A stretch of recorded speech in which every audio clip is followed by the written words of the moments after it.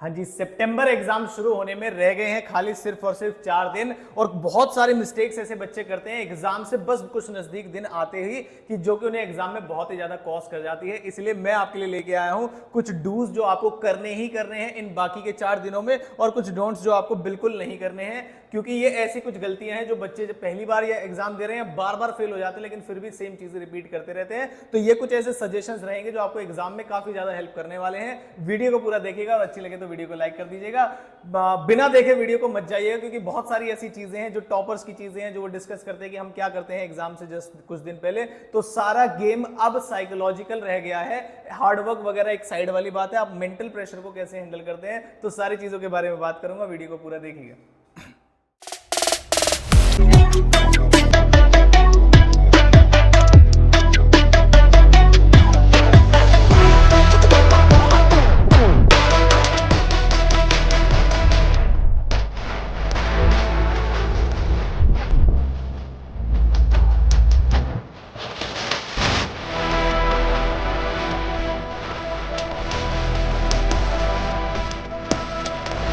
तो अब आ गई है वैसे वो फैसले की घड़ी, जब डिसाइड हो जाएगी कौन सितंबर में पास होने वाला है।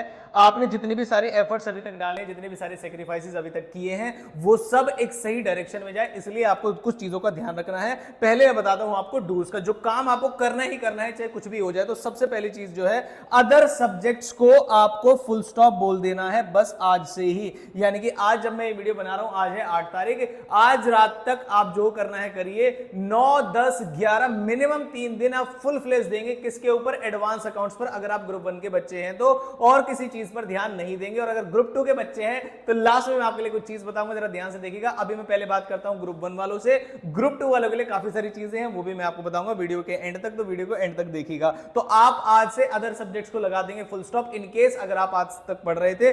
दूसरा, अब आपको क्या करना है, अब आपको ओनली क्वेश्चन प्रैक्टिस करनी है, और क्वेश्चन प्रैक्टिस भी कहां करनी है, स्टडी मटेरियल के क्वेश्चन प्रैक्टिस करने हैं, या फिर जो भी आप जहां से भी कोचिंग लेते हैं वहां के टीचर्स ने जो आपको ऑलरेडी जो क्वेश्चन आपने किए हुए हैं उन्हीं क्वेश्चन को बार बार प्रैक्टिस करनी है। मतलब अब सिर्फ क्वेश्चन प्रैक्टिस की बात रह गई है और कुछ भी नहीं। दूसरा, आपको 5 फेज रिवीजन प्लान को फॉलो करना है।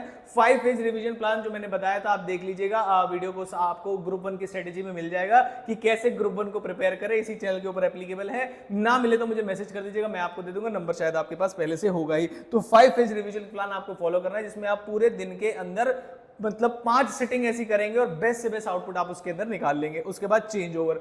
चेंज ओवर वर्ड का मतलब यहां पर यह है कि जैसे मान लीजिए आप कोई बड़ा चैप्टर कर रहे थे, अब अकाउंट से पूरी प्रैक्टिकल है तो आपका एकदम से मन हट गया, तो आप उसके लिए क्या कर सकते हैं, एक प्रैक्टिकल चैप्टर प्लस उसके साथ एक छोटा थ्योरी चैप्टर। इस तरीके से आप अपनी पढ़ाई को आगे बढ़ा सकते हैं। अगर आपको लग रहा है कि मैं क्वेश्चन किए जा रहा हूं, थक रहा हूं, तो आप क्या कर सकते हैं कि प्रैक्टिकल क्वेश्चंस को उठा सकते हैं, और उसके साथ उठा सकते हैं आप एएस को। और एएस के अंदर भी आपको वैरायटी मिल जाएगी कि एक ऐसा एएस आएगा आपका जिसके अंदर प्रैक्टिकल चीजें बहुत ज्यादा होंगी, एक ऐसा एएस आएगा जिसके अंदर प्रैक्टिकल चीजें बहुत ज्यादा नहीं होंगी। जैसे एएस 9 रेवेन्यू रिकॉग्निशन का जो एएस है, उसमें बहुत ज्यादा कंपटीशन नहीं होती, बस आपको बताना है कि रेवेन्यू कब रिकॉग्नाइज करनी होती है, और उसके कुछ पॉइंट्स लिखने होते हैं कि रेवेन्यू कब तक आपको रिकॉग्नाइज कर देनी है, जब तक कोई अनसर्टेनिटी ना रह जाए, ये सारी चीजें। तो एएस 9 है, एएस 10 है, जो आपके सिलेबस में है, आप देख लीजिएगा कि प्रैक्टिकल कौन से हैं और थ्योरेटिकल कौन से हैं, उन्हीं एएस पर आप ज्यादा फोकस करिएगा, ठीक है। उसके बाद have faith in your preparation. मैं आपको बताता हूं कि कई सारे बच्चे क्या करते हैं, अब लास्ट के 3-4 दिन में कोई इंपॉर्टेंट स्ट्रेटेजी आई है तो बता, किसी ने कुछ इंपॉर्टेंट क्वेश्चन बताए, भाई उन सब का समय जा चुका है। मैंने भी इस चैनल पे काफी पहले अपलोड कर दी थी कि आपको ये चीजें करके जानी है, एडवांस अकाउंट्स की भी शायद कल परसों ही अपलोड कर दी थी। अब अगले 4 या 3 दिन के अंदर आप किसी भी नई स्ट्रेटेजी पे किसी को फॉलो मत करिएगा, किसी की इंपॉर्टेंट लिस्ट को फॉलो मत करिएगा, और अगर मेरी भी अभी तक नहीं देखी तो अब उसको मत देखिएगा। आप जितने क्वेश्चन आपने अपने हाथ से अपनी कॉपी में एडवांस अकाउंट्स की किए हुए हैं, अगर आप उनको ही रिवाइज कर जाएंगे और वही क्वेश्चन आप एग्जाम में अटेम्प्ट कर पाएंगे, ये ही बहुत बड़ा चैलेंज होता है। नए क्वेश्चन अगर आप कर भी लेंगे तो एग्जाम में आप 3 घंटे में प्रेशर को कैसे झेल पाएंगे, कोई श्योरिटी नहीं कि आप कोई नया क्वेश्चन पढ़ के जाएंगे और एग्जाम में उसे ही सॉल्व कर देंगे। इनकेस आ भी गया तो मेरी आपसे रिक्वेस्ट है, जो क्वेश्चन आपने पहले से कर रखे हैं पूरा फोकस उस पर रखिएगा कि उसी में से पक्का आएगा। उसके बाद एटलीस्ट 2 प्रैक्टिस पेपर आपको कर रहे हैं। बहुत सारे बच्चे हैं, बहुत सारे, तो मैं बताऊं आपको कम से कम 95% बच्चे हैं जो ऐसा नहीं करते हैं। आपको उठाने हैं इंस्टीट्यूट के मॉक टेस्ट पेपर। मैं जानता हूं आपने एक बार की सीटिंग में बैठ के नहीं किए होंगे, अगर कुछ बच्चे सुन रहे हैं मेरी बात को तो चाहे आपने इंडिविजुअली चैप्टर के क्वेश्चन कर रखे हो, आप कम से कम मॉक टेस्ट पेपर उठाएंगे। और एडवांस अकाउंट्स का कंपाइलर मैंने डाल दिया जिसके अंदर उसके अंदर 4 मॉक टेस्ट पेपर डाले हैं मैंने, बच्चे देख लीजिएगा। कल ही एक वीडियो डाली थी मैंने एडवांस अकाउंट्स के ऊपर, उसमें 4 मॉक टेस्ट पेपर है। उस पीडीएफ के अंदर डिस्क्रिप्शन बॉक्स में पीडीएफ है। आपको 3 घंटे बैठ के अंदर अपने आप को दिखाना पड़ेगा कि आप कितने क्वेश्चन अटेम्प्ट कर पा रहे हो और क्या सॉल्व कर पा रहे हो। एडवांस अकाउंट्स का पेपर हमेशा से लेंदी आया है। जिन बच्चों को बहुत ज्यादा लेंदी लगते हैं, कई सारे बच्चे मैंने देखे 60-60 नंबर तक का ही अटेम्प्ट कर पाते हैं। और ये बड़ी एक मतलब ऐसी मान लीजिए बड़ी अचंभे वाली बात है कि आप जिस चीज का पेपर देके जा रहे हो आप उसके 3 घंटे के प्रैक्टिस सेट ही नहीं लगा रहे हो। जबकि हिस्ट्री में ऐसा हमेशा आया है कि जब भी कोई प्रैक्टिकल सब्जेक्ट जो फुल फ्लेज 100 नंबर का आता है उसमें आपने प्रैक्टिस नहीं की तो बड़ी परेशानी हो जाएगी। तो बच्चे एटलीस्ट 2 पेपर आप करके जाइएगा और देखिएगा जब आप फर्स्ट पेपर देंगे और जब आप सेकंड पेपर देंगे वॉच लगा के बैठिएगा, एग्जाम टाइप एनवायरमेंट बना के बैठिएगा आसपास। उसके बाद नेक्स्ट है एसएम बेस्ड रिवीजन। अब आपको किसी भी प्रैक्टिस लिस्ट की फॉलो करने की जरूरत नहीं है। हालांकि जो मैं आपको सुपर 40 या कोई भी इंपॉर्टेंट लिस्ट देता हूं वो सिर्फ और सिर्फ आपके स्टडी मेट बेस्ड ही होती है। और अगर आप किसी और टीचर की भी फॉलो कर रहे थे तो बहुत अच्छी बात है, उसको रिवाइज कर लीजिएगा। लेकिन अब आपको अगर रिवीजन करना है तो मेरा पूरा सजेशन ये है कि आप स्टडी मेट बेस्ड रिवीजन करिए और आपको हूबहू ऐसे ही क्वेश्चन आपको एडवांस अकाउंट्स के अंदर दिख जाएंगे। तो ये थे आपके डूज वाले लिस्ट, लेकिन डूज से भी ज्यादा होते हैं डोंट्स। आपको कौन कौन सी गलती ऐसी अवॉइड करनी है जो बच्चों को सब कुछ आते हुए भी फिर भी बच्चा एग्जाम में पास होने से रह जाता है, पेपर उसका अच्छी परफॉर्मेंस नहीं जाती है। उसका मतलब ये है, पहली चीज सारी अमेंडमेंट वीडियोस बंद कर दीजिए कि अब नया क्या है, अब नया क्या है, सब कुछ बंद कर दीजिए। भाई कुछ नया नहीं है, एडवांस अकाउंट से सिलेबस पहले ही चेंज हो चुका है, कुछ भी नया नहीं है इसके अंदर। तो सारी जो अमेंडमेंट, न्यू, अपडेट, ऐसा कुछ अगर आपके सामने आ रहा है तो उसे इग्नोर कर दीजिए। दूसरा, कोई भी नया क्वेश्चन ट्राई ना करें एक्सेप्ट फॉर जब मैं आपसे बोल रहा हूं कि आप एमटीपी प्रैक्टिस करिए, किसी की भी नई लिस्ट उठा के मत देखिए। मैं बार बार आपसे बोल रहा हूं आपकी कॉपी में जितने एडवांस अकाउंट्स के क्वेश्चन हो रखे हैं, अगर आप उतने ही क्वेश्चन अगर आप एग्जाम में प्रैक्टिस करके चले जाएंगे और वही क्वेश्चन एग्जाम में आ जाए और आप वही सॉल्व कर दें, यही बहुत बड़ा चैलेंज होता है एग्जाम के उस 3 घंटे के अंदर, क्योंकि प्रेशर इतना ज्यादा होता है। तो बच्चे अब लास्ट के 3 दिन में आप कोई भी नई टॉपिक को या नए क्वेश्चन को मत उठाइएगा। उसके बाद इंपॉर्टेंट क्वेश्चन, उसने भी इंपॉर्टेंट क्वेश्चन दिए, मेरे दोस्त ने इंपॉर्टेंट क्वेश्चन दिए, वो कह रहा है आएगा ही आएगा, वो कह रहा है श्योरिटी है भाई ये वाला कर ले वो वाला कर ले। भाई इन सब चीजों को छोड़ दीजिए।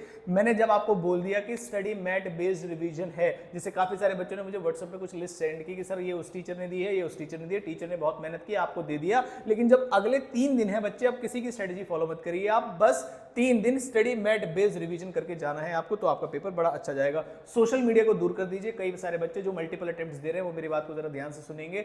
आप भी जानते हैं, अपने अंदर आत्मा से बोलिएगा कि आपके पीछे जो आपके नेगेटिव रिजल्ट्स आए हैं, जो पहली बार पेपर दे रहे हैं, मैं उनसे बात कर रहा हूं, कई सारे कारण सोशल मीडिया के भी रहे हैं जहां पर आप दूसरे लोगों से बात करते हैं आपका पेपर कैसा रहा, तैयारी कैसी चल रही है, या कोई भी एक्सपायर कारण आपके रहे होंगे। तो सोशल मीडिया अगर आप अभी तक भी नहीं छोड़ पा रहे हैं तो मेरी आपसे रिक्वेस्ट है कि पास होने की उम्मीद आप छोड़ दीजिए। अगर सोशल मीडिया आपने फुल स्टॉप मतलब अकाउंट वगैरह सब डिलीट अगर आपने नहीं किया है, तो कुछ बच्चों से मेरी बात हुई थी, कई सारे बच्चों ने मुझसे लिंक मांगा था, तो उन्होंने रिक्वेस्ट की थी कि सर आप मुझे मेल पे लिंक सेंड कर दीजिए। मैंने कहा व्हाट्सएप पे क्यों नहीं सेंड करना, कह रहे सर हमने सब कुछ डिलीट किया हुआ है। तो मुझे सुन के बहुत अच्छा लगा, बच्चे 2-3 बच्चे थे, मैं उनका नाम भूल गया। तो अगर आपने भी सोशल मीडिया डिलीट कर रखा है तो मुझे कमेंट बॉक्स में बताइएगा कि ऑलरेडी डिलीटेड, मुझे पढ़ के बड़ा अच्छा लगेगा कि आप बच्चों ने सोशल मीडिया ऑलरेडी डिलीट किया हुआ है। नेक्स्ट आता है 5th पॉइंट, अदर स्टूडेंट्स की प्रिपरेशन लेवल क्या है। भाई वो उस वाले टीचर से पढ़ता है, वो उस वाले टीचर से पढ़ता है, वो फेस टू फेस पढ़ता है, वो ऑनलाइन पढ़ता है, उसके टीचर ने क्या कहा, उसके टीचर ने क्या कहा। भाई दूसरे बच्चे की प्रिपरेशन लेवल से आपको कोई लेना देना नहीं होना चाहिए। अब इससे पहले 1 महीने पहले आप सब कुछ कलेक्ट कर सकते थे, उसे फैक्ट्स को, डाटा को, क्वेश्चंस को कलेक्ट करना बोलते हो, एक अच्छी चीज है। लास्ट के 3 दिन में अगर आप ये सब कुछ कर रहे हैं तो बच्चे आप अपने फोकस से हट रहे हैं। बार बार मैं रिपीट कर रहा हूं, आपकी कॉपी में आए हुए क्वेश्चंस अगर आ जाएं और आपसे वो एग्जाम में ना हो तो उससे बड़ी डिसअपॉइंटमेंट और दुख की बात कोई नहीं होती। अगर आपने अगले 3 दिन उन्हीं क्वेश्चंस को बार बार प्रैक्टिस नहीं किया तो आप एग्जाम में नहीं कर पाएंगे, मेरी गारंटी है उस बात के लिए। 6 पॉइंट पे आते हैं कि क्या सर मेरा एक नया चैप्टर छूट गया है, सोच रहा हूं उसको कर लूं। तो नए चैप्टर को तब करना जब आप बाकी सारे चैप्टर को रिवाइज कर लीजिए। अगर आपके बाकी सारे चैप्टर ग्रिप में है जबकि एडवांस अकाउंट्स एक पहाड़ सा सिलेबस है, तो मेरा आपको सजेशन है कि कोई भी एक पर्टिकुलर चैप्टर छूट गया है, अगर बहुत छोटा छूट गया है तो आपको चिंता करने की कोई जरूरत नहीं है, 4 या 5 नंबर के लिए आएगा। और अगर कोई बहुत बड़ा छूट गया तो मैक्सिमम 10 नंबर के लिए आएगा, पूरा पेपर तो हो नहीं जाएगा उससे। तो मेरा आपसे कहना है कि बहुत बड़ा होगा तो आप 3 दिन में वैसे ही नहीं कवर कर पाएंगे, छोटा है तो ज्यादा से ज्यादा 4 नंबर का आ जाएगा। तो दोनों ही सूरत में आप कोई भी नया चैप्टर मत उठाइए। उसके बाद आते हैं don't give up. Don't give up का वर्ड का मतलब यह है कि कई सारे बच्चे ऐसे थे जिनसे मेरी बात हुई, मैंने देखा उनसे, उन्होंने कहा सर हमने एग्जाम फॉर्म में नहीं भरा, हमारी तैयारी नहीं हुई। तो भाई अगर आपने एग्जाम फॉर्म भर दिया था आपने गिव अप नहीं किया एग्जाम फॉर्म भरते समय, तो लास्ट में आप गिव अप करने का क्यों सोचते हैं? बहुत सारे बच्चे सब तैयारी नहीं कर रहे, सोच रहे हो छोड़ दो, कोई आपको जज करने नहीं आ रहा, सर मेरे अटेम्प्ट काउंट होंगे, कुछ नहीं होता भाई, आपके ग्रुप पास होगा, बस आगे निकल जाओगे, कुछ नहीं होगा तो तजुर्बा हो जाएगा, जैसे सारे टीचर्स बोलते हैं। अगर आप पेपर देंगे तो आपको एक एग्जाम लाइक एनवायरमेंट पता चल जाएगा, और क्या पता कौन सा पेपर अपना इजी आ जाए, उसमें एग्जाम्शन निकाल के आप निकल जाएंगे। तो आपकी प्रिपरेशन लेवल चाहे 10% है, 110% है, कुछ भी हो जाए, आप पेपर से देने से पहले मतलब पहले ही गिव अप ना कर दे। बहुत सारे बच्चों को मैं ऐसा जानता हूं कि अपने घर में बस इस चीज को जस्टिफाई कर रहे होंगे कि हमें ये पेपर ना देने का क्या कारण है, कॉलेज के एग्जाम है, तबीयत ठीक नहीं लग रही है, प्रिपरेशन लेवल ठीक नहीं लग रही, तो भाई अगले साल भी प्रिपरेशन लेवल ठीक नहीं होगी, लिख लेना मुझसे आप। अगर आप एंड समय पे एग्जाम फॉर्म भरने के बाद गिव अप करेंगे तो बहुत ही बड़ी गलती कर देंगे। तो मेरी आपसे रिक्वेस्ट, सजेशन और इंस्ट्रक्शन सारी चीजें हैं। अगर आपने एग्जाम फॉर्म भरा है और लास्ट मिनट तक आप अगर समंजस में है कि पेपर दूं या ना दूं, तो भाई मेरे कहने से पेपर देके आ जाना। आपको 3 में से कोई ना कोई, अगर आप सिर्फ फर्स्ट ग्रुप दे रहे हैं, 3 में से कोई ना कोई पेपर आपको एग्जामिनेशन का पक्का 100% मिल जाएगा। तो ये कुछ चीजें थी, डूज एंड डोंट्स, जो मेरे एक्सपीरियंस है और काफी सारे बच्चों से कम्युनिकेशन करने के बाद मैं आपको एज अ बिग ब्रदर आपको एक सजेशन दे रहा हूं कि आप इन चीजों को फॉलो कीजिएगा, डूज को फॉलो कीजिएगा, डोंट्स को फॉलो मत करिएगा। तो ये सारी कुछ चीजें हैं जो आपको एग्जाम से, आपके रिजल्ट से बहुत दूर ले जाती हैं, और इन चीजों को अगर आप फॉलो करोगे तो आपको दिख जाएगा कि क्वेश्चन भी वैसे ही आएंगे, आप एग्जाम के टाइम प्रेशर को भी हैंडल कर पाओगे क्योंकि आप प्रैक्टिस कर चुके हो, और स्टडी मेट बेस्ड ही पेपर आएगा। तो बहुत सारी चीजें ऐसी हैं, मुझे नहीं लगता इसका डिस्क्रिप्शन बॉक्स में देने की जरूरत है। आप बोलोगे चलो मैं डाल ही दूंगा डिस्क्रिप्शन बॉक्स में, सारे बच्चे इस चीज को फॉलो करेंगे। और ग्रुप 2 वाले बच्चों से अब मैं बात कर लेता हूं, ग्रुप 1 वाले बच्चे अब जा सकते हैं। ग्रुप 2 वाले बच्चे मेरे ध्यान से बात सुनिएगा।